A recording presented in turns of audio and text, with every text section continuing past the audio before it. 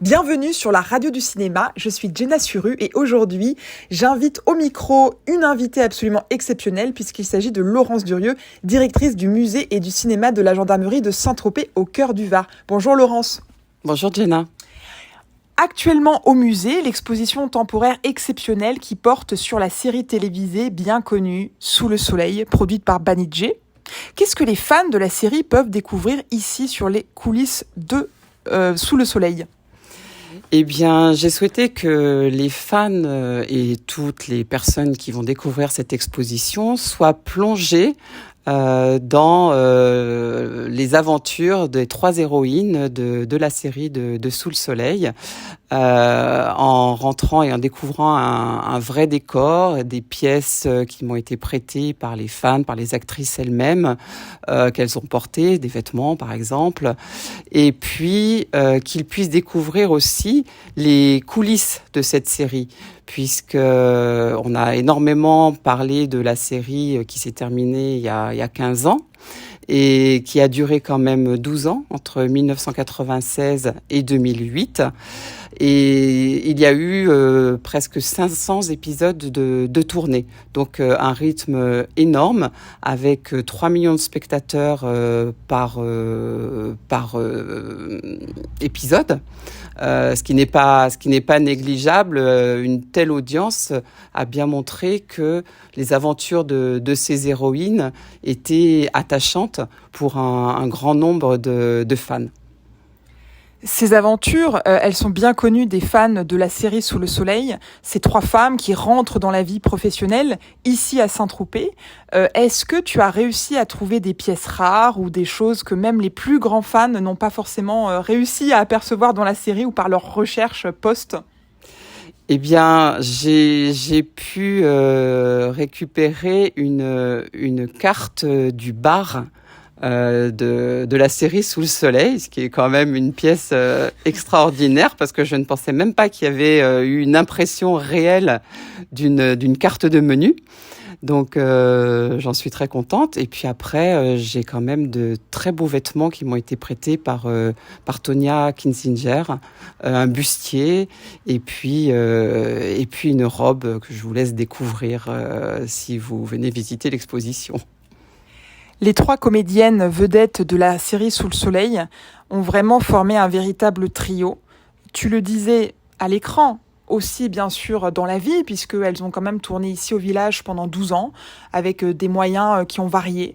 Est-ce qu'aujourd'hui elles ont été impliquées beaucoup dans l'exposition ? Est-ce qu'elles t'ont aidé ? Et puis qu'est-ce qu'elles pensent aujourd'hui finalement de ce renouveau d'intérêt pour les coulisses de la série en personne au village ? Alors, elles m'ont fait un magnifique accueil. Elles ont vraiment été très heureuses de savoir qu'on allait mettre en avant cette série à Saint-Tropez, puisque c'est la première fois qu'il y a une exposition sur ce thème. Et elles ont fait tout leur possible pour être présentes, pour témoigner, pour me raconter leur histoire. Et j'ai pu découvrir à quel point cette amitié qui est présente à l'écran est aussi présente à la ville. Elles sont vraiment complices et je pense que c'est aussi ce qui a fait le succès de la série, c'est que cette complicité qui se voyait à l'écran était vraiment réelle. Et puis également les acteurs autour étaient des acteurs qui étaient attachants. Le point fort de cette série, c'est d'avoir fait un très bon casting. Et d'ailleurs, on le revoit au casting de la série. On retrouve aussi le cast d'autres séries comme Les Gendarmes de Saint-Tropez, la saga bien connue, Patrice Laffont. Tu le mentionnes aussi dans le musée, n'est-ce pas ? Oui, tout à fait. En fait, la série avait tellement de succès qu'il y avait un certain nombre de personnalités qui ont voulu apparaître dans la série. Donc, on a des guest stars qui sont venus tourner un ou plusieurs épisodes. Et nous avons notamment Madame Cruchot, Claude Jansac, qui a fait plusieurs épisodes, Patrick Laffont, et puis Patrick Préjean aussi, qui est apparu dans la série. Sous le soleil, l'exposition temporaire actuellement au musée de la gendarmerie et du cinéma de Saint-Tropez s'est ouverte tous les jours jusqu'en mars 2024.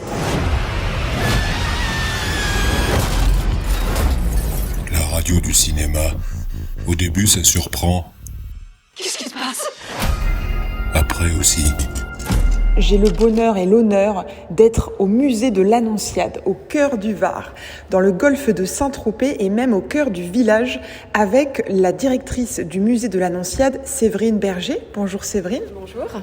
Alors nous sommes effectivement à l'Annonciade, qui est une ancienne chapelle bâtie au XVIe siècle et transformée progressivement en musée et donc effectivement consacrée à l'art moderne avec des tableaux qui s'échelonnent entre 1890 et 1930 environ. Cet été, pour la période estivale et à partir du 10 juillet, c'est vraiment une exposition hors du commun, on peut le dire, qui va être mise en œuvre ici, dans la lumière du Var, Henri-Edmond Cross. Et j'aimerais vous demander, vous, pour qui la transversalité est vraiment importante dans l'art, est-ce que pour vous, mettre en œuvre cette exposition, c'était vraiment une nécessité ? Oui, absolument, d'autant qu'effectivement ce territoire, ce paysage qui a tant séduit les peintres et qui nous séduit toujours autant, je pense que c'est quelque chose de c'est un dénominateur commun et d'autant qu'on a beaucoup de traces d'écrits, de récits de ces peintres. C'est comme si on avait pu ouvrir des archives de la famille, comme si c'était un arrière-grand-père ou un grand-père qu'on découvre. Et en même temps, ils nous apprennent à mieux lire, à mieux comprendre, à mieux voir justement tous ces paysages du Var, avec toutes les recherches et toutes ces confrontations qu'ils ont pu faire quand ils venaient ensemble discuter. Parfois, ils peignaient le même motif. Enfin voilà, donc c'est absolument la première fois qu'on peut réunir des tableaux qui ont été réalisés dans les lieux mêmes dans lesquels ils vont être exposés. Alors on l'a compris, nous sommes au cœur de Saint-Tropez, mais également au cœur de la fin du 19e siècle et début du 20e siècle.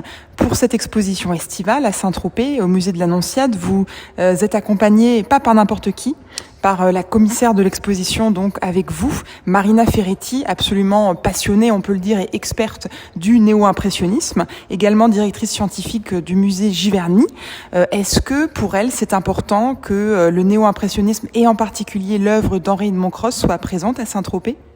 Oui, alors c'est difficile de parler pour Marina, mais effectivement Marina, qui a pris sa retraite du musée des impressionnistes de Giverny il y a quelques années, était absolument passionnée et une des premières avec Françoise Cachin à avoir beaucoup œuvré pour mettre en avant les peintres néo-impressionnistes, dont Signac en particulier et Cross et d'autres, et sa connaissance de nombreux collectionneurs, de collections publiques, le fait d'avoir dépouillé énormément d'archives, d'avoir lu, confronté, permet effectivement d'avoir un éclairage nouveau et apporte toujours des recherches nouvelles. C'est-à-dire qu'il y a toujours quelque chose de différent. C'est-à-dire que c'est pas montrer des œuvres pour en montrer, c'est en même temps les confronter. Alors effectivement, comme je disais, c'est pour la première fois ces œuvres réalisées pendant les 2 dernières décennies de la vie de Cross vont être réunies, ce qui est quand même une certaine gageure parce que ces œuvres sont parfois un peu éparpillées dans le monde, ce qui n'est pas évident de pouvoir les réunir. C'est également un peintre qui n'a pas été extrêmement prolixe, donc il a fallu aussi faire une sélection pour être sûr qu'on trouve, pour avoir des œuvres vraiment réalisées dans le Var. Et surtout, ce qui est intéressant, c'est montrer finalement l'évolution entre le moment où il arrive, il est complètement émerveillé, et puis petit à petit, ce qu'il va orienter dans ses choix, des nuits en plein air, et puis voire même le rapport avec la littérature. Donc la transversalité que vous évoquiez, elle est tout à fait là.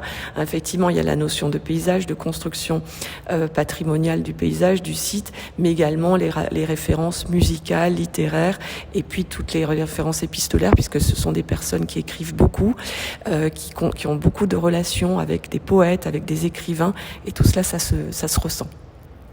Des œuvres qui viennent du monde entier, une aura absolument extraordinaire qui traverse aussi les générations, et un public qui vient ici au musée de l'Annonciade du monde entier.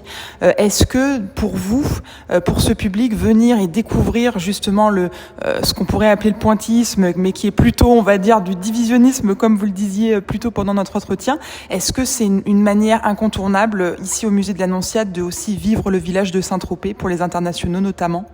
Oui, je pense, parce qu'effectivement, ce sont les premiers peintres, en venant dans le sillage de Cros et Signac, autour de 1891-92, qui ont vraiment révélé, découvert et fait une sorte d'invention picturale de Saint-Tropez. Donc, ce sont eux qui ont immortalisé ces lieux, ce golfe, le littoral varois, mais ils l'ont immortalisé avec une technique bien particulière et qui nous montre encore toute cette modernité.